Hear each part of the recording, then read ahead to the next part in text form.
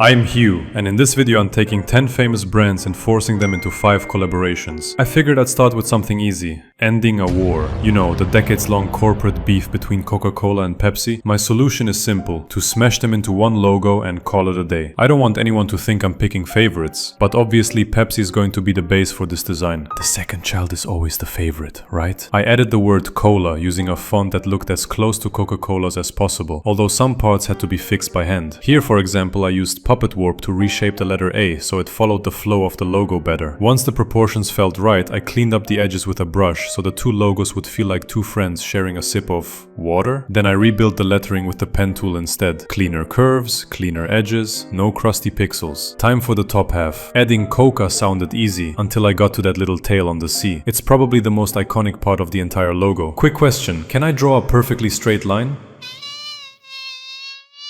Absolutely not. From here I switched to the pen tool. Since it's specifically made for drawing clean curves, it was the best way to finish the outline. And that was one letter. There were still way too many left. If you have ADHD, here's a little activity for you. Count the letters while I finish the rest. My plan was pretty simple. Make one half of the text red and the other half blue. That way both Coca-Cola and Pepsi get their own side of the logo. Now for the fun part. I picked a blue can because the logo just hits harder on it. Or maybe I just like Pepsi more. Before wrapping up the logo, I added a white base underneath it, so the logo will be visible at least. And here we go. Pepsi Cola.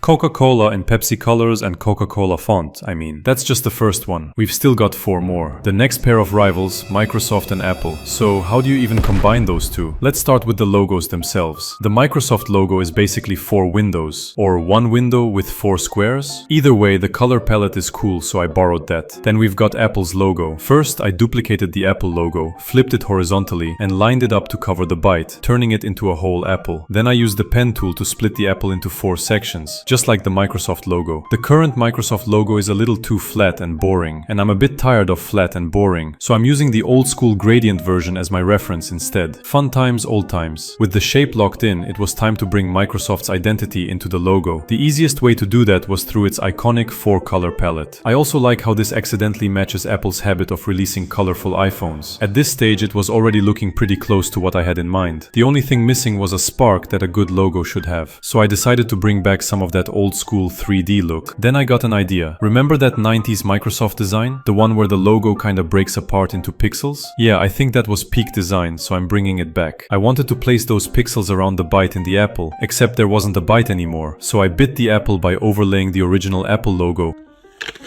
and cutting out the shape. Next, I started moving the little pixel squares around to make it look like they're flying off the apple. Apparently, Microsoft wants absolutely nothing to do with Apple, but they do have one thing in common. Both start lagging the moment you're about to hit save, so I added a subtle glitch effect using motion blur. In the end, I didn't just combine 2 brands, I also accidentally made a more old school version. Looking back, that was the easy part. I had no idea what the last logo was about to put me through. The next infamous rivals, Nike and Adidas. You might be wearing Adidas shoes and a Nike hoodie right now, but these two have been fighting for more than 50 years. Nike's logo is all about motion and speed. It's actually meant to represent the wing of the Greek goddess Nike, which makes the logo way more interesting than it looks at first. I didn't really have a concrete idea for this one. I was mostly relying on my highly scientific creative process of, let's see what happens. So I extended the Nike swoosh into a straight line to create more of a running trajectory, kind of like a motion trail. Flash showed up, which has to be a good sign. Clearly we're heading in the right direction. Then it was time for Adidas. Fun fact, Adidas bought the 3 stripes logo from a Finnish brand for 2 bottles of whiskey. Maybe I should have grabbed the bottle too, because getting these 2 logos to work together wasn't an easy endeavor at first. I wanted it to feel like the dust trail left behind while running, so I drew a few straight lines to connect the 2 logos. The Adidas logo became completely unreadable, so I scrapped the whole idea. But as I was controlling the whole thing, I suddenly realized it kinda looks like a sailboat. So I just flipped the Adidas logo upside down and placed its straight edge against the widest part of the Nike swoosh. In the end, the Nike side still represents motion and speed. That's the foundation of the whole design. And from Adidas, I kept the 3 stripes, which now were sails instead of a mountain, which also symbolizes motion. Sails push us forward, right? Somehow the simplest solution ended up being the most accurate one conceptually too. And speaking of Germany, next up are Mercedes and BMW. Let's just say their history is complicated. Alright, here's the plan. Every logo has one thing you recognize first. For Mercedes, it's the star. For BMW, BMW, it's the blue and white colors. So that's exactly what I'm combining. I cut the triangular sections out of the BMW logo and placed them underneath our design. I really like the gradient. It makes the logo feel a lot less flat. I don't like flat, as you remember. By the way, those colors aren't random. They represent the official colors of the German state of Bavaria, where BMW was founded. Then I placed the original Mercedes star right in the center. The star represents the brand's ambition of motorization across land, sea, and air. Motorization sounds way better than Germanization. Agreed. So yeah, let's stick it on the car and move on to final logos before this combo gets the channel ban.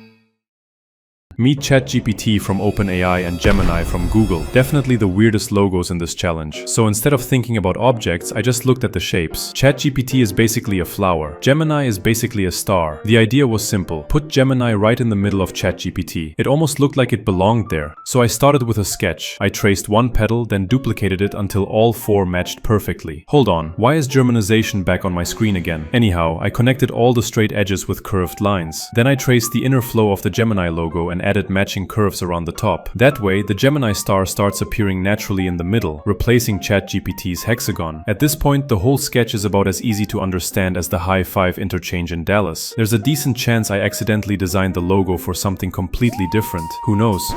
Anyway, time to add some color. And remind everyone that Gemini ended up joining Google. Yay! Then I got curious what AI would come up with. So I gave both ChatGPT and Gemini the exact same prompt. And here's the result. Not trying to brag, but I drank way less water while making mine. And that's all 5 collaborations done. Let me know which one actually deserves to become a real collab.